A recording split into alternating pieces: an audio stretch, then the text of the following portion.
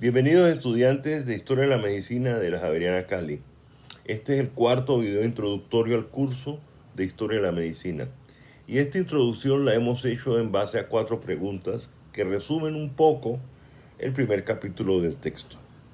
La primera pregunta es ¿qué es la medicina? Y decimos que la medicina es parte de la cultura.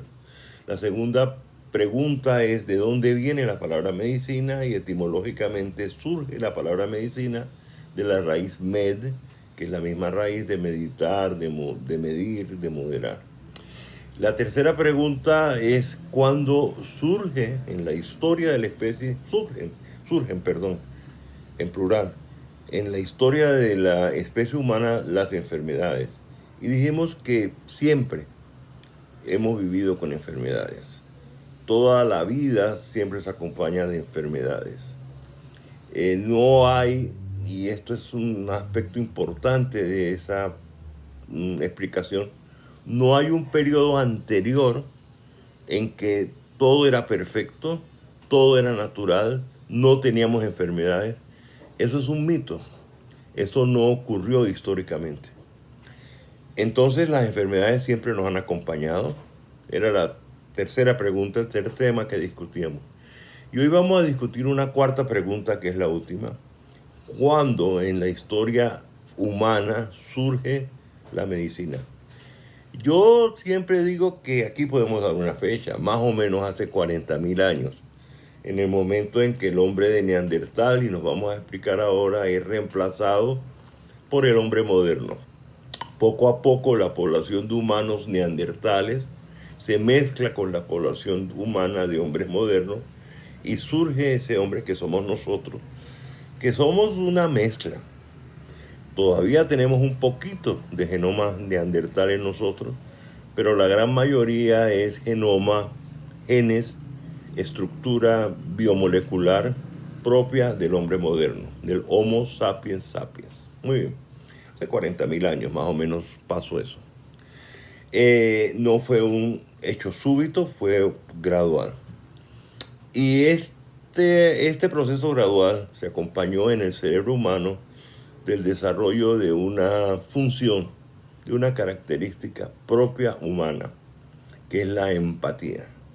La empatía es la preocupación intensa por el sufrimiento del otro. Muchos animales se preocupan por el sufrimiento de otros, pero de una manera un poco distraída, casual, sin mayores acciones, diría yo, siguiendo ese sentimiento vago de preocupación por el otro. El hombre, característicamente, tiene una preocupación intensa por el otro que sufre. Y esto se llama empatía. Y esta empatía es el inicio de la medicina. La empatía es la virtud básica, esencial de la medicina. Todo médico tiene que ser empático. Todo lo que nosotros estudiamos, todo lo que nosotros hablamos, todo lo que nosotros discutimos, tiene como propósito ser empáticos, preocuparnos por el dolor del otro, por el sufrimiento del otro, y aliviar, prevenir, tratar el dolor del otro. Esa es la medicina. Y eso aparece en la historia humana cuando el hombre, el cerebro humano, va desarrollando la capacidad neurológica de la empatía. Es una capacidad neurológica propia del cerebro humano y radica fundamentalmente en las regiones frontotemporales del cerebro. El cerebro tiene una larga evolución como todo. Carl Sagan lo resumía hace unos 40 años de una manera muy gráfica, diciendo que el primer cerebro, el cerebro más antiguo, era el cerebro de los reptiles, que es el cerebro básico que tenemos todos los animales mayores evolucionados, que nos permite respirar, ser autónomos, movernos, tener equilibrio, y que incluye, ustedes lo van a ver en neuroanatomía, las estructuras basales, cerebelo, tallo, núcleos básicos del cerebro. Esto es el primer cerebro, Carl Sagan lo llamaba el cerebro reptiliano. Luego apareció un segundo cerebro, poco a poco en la evolución, se sobrepuso una serie de estructuras neurológicas que él llamó segundo cerebro, que es el cerebro propio de los mamíferos, lo resumía él. Y yo recuerdo que decía bellamente que era el cerebro que permitía la ternura.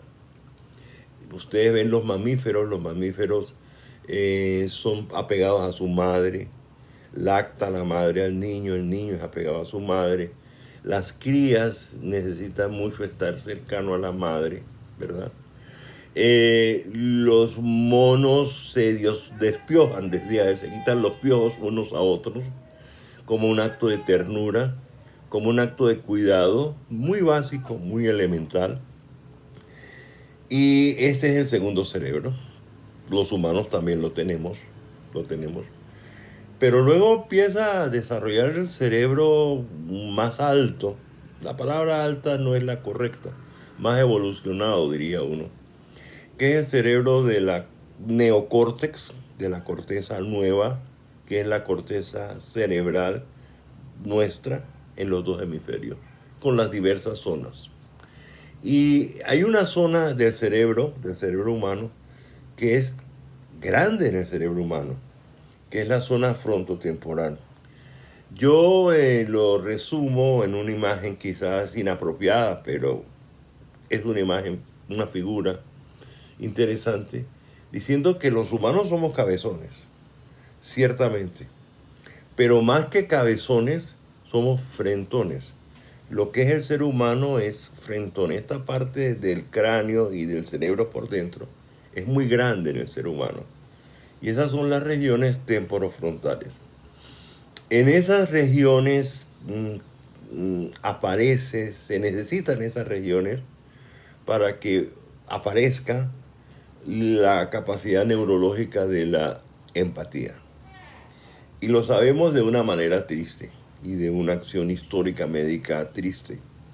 En los años 50 del siglo pasado y en los años 40 no había muchas drogas para controlar las psicosis agresivas.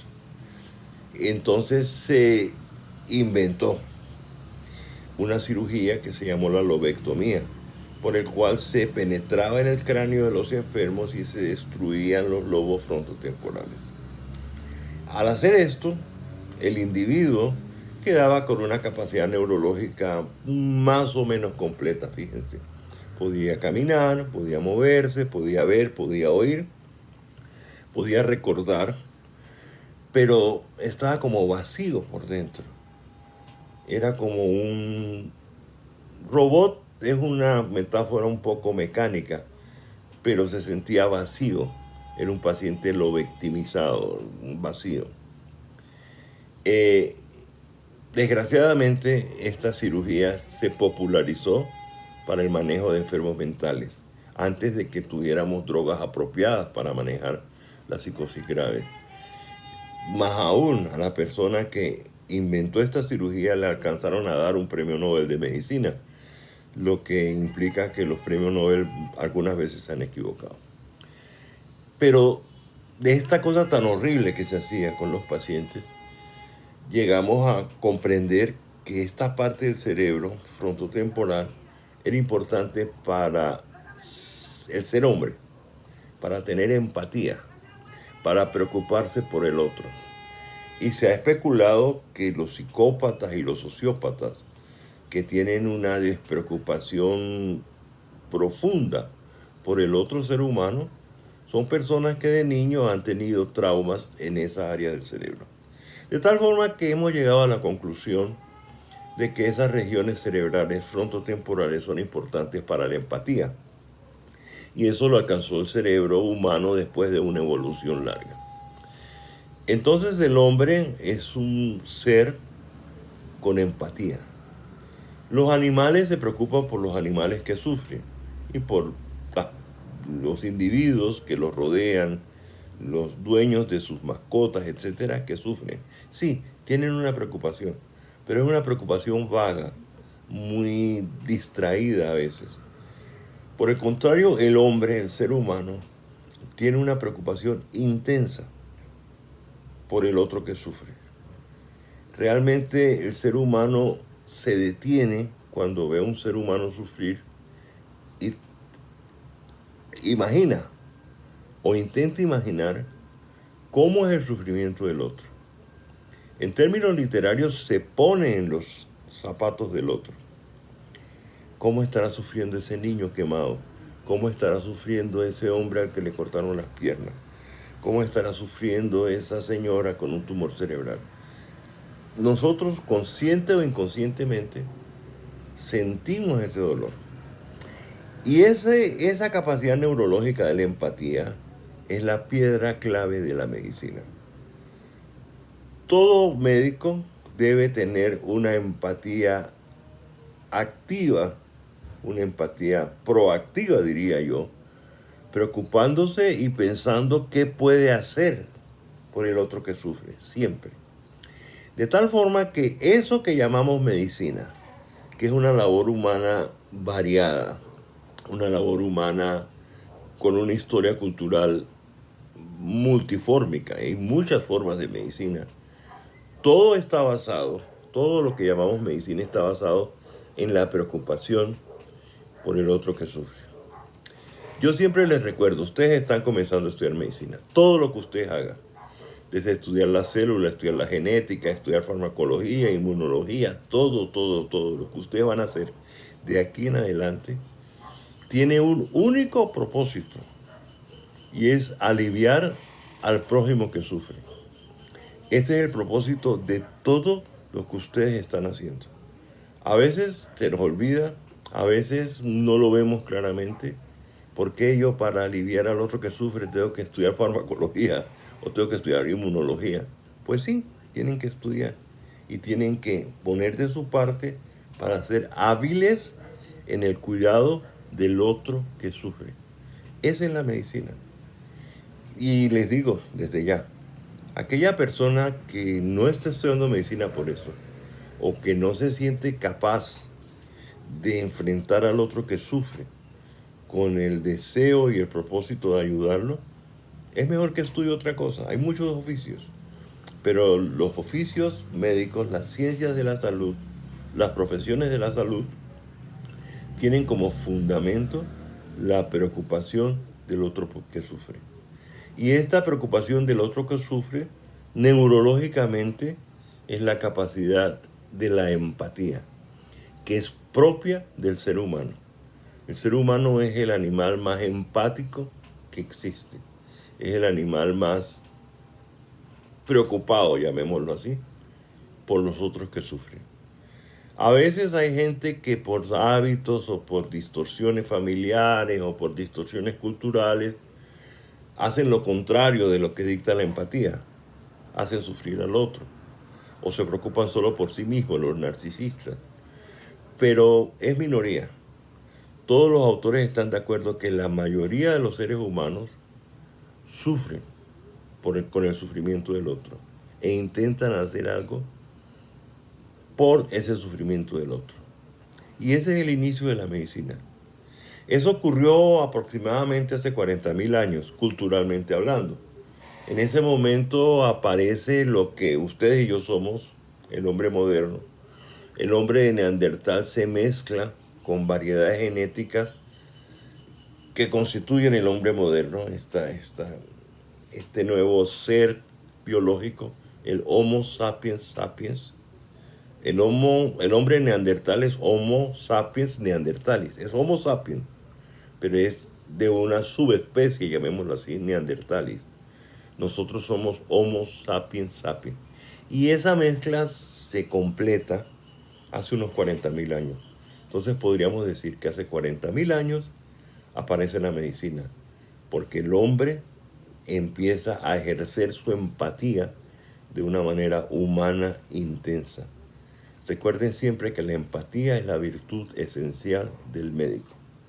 Esto como introducción a un curso de historia de la medicina, y esta es la última pregunta que queríamos resolver. ¿Cuándo aparece la medicina en la historia del hombre?